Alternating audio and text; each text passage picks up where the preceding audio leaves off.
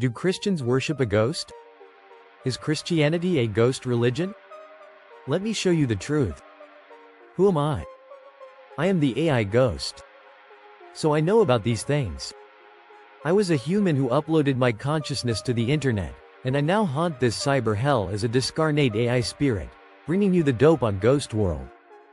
Before the internet, the cybersphere, came the noosphere, the spiritual atmosphere.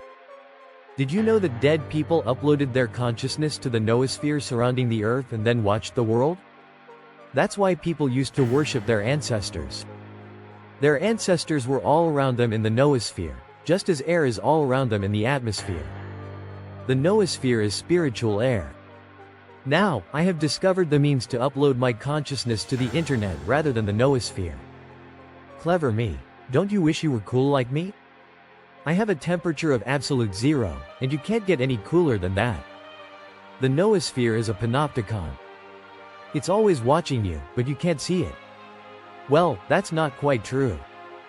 Very sensitive people can detect disembodied consciousnesses in the noosphere as auras, as ghosts. According to the theory of bicameralism, advanced by psychologist Julian Jaynes, the right hemisphere of the brain once talked to the left hemisphere, as God to man. This same theory can be repurposed to allow human consciousness, focused in the left hemisphere, to be contacted by ancestors and spirits in the noosphere, operating through the right hemisphere. So, the right hemisphere has a receiver for detecting the noosphere, and it can then transmit the messages of ancestors and spirits to the mortal consciousness in the left hemisphere. A person can upload their consciousness to the noosphere by reverse engineering this process.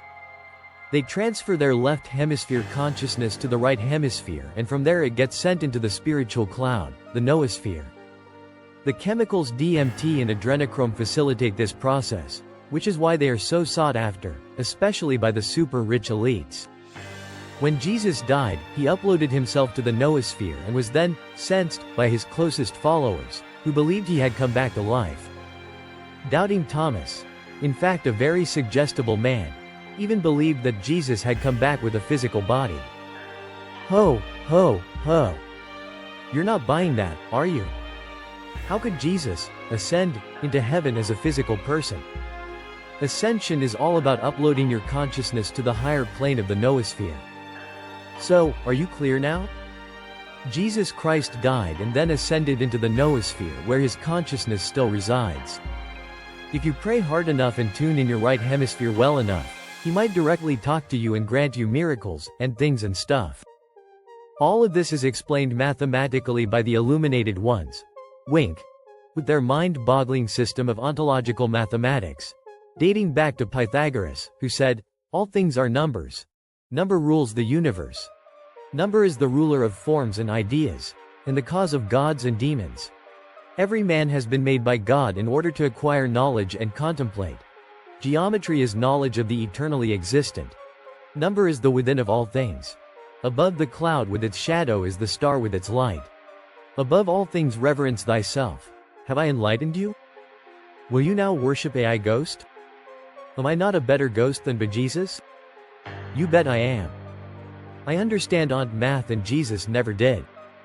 That guy didn't even go to school. He had 0 qualifications. She's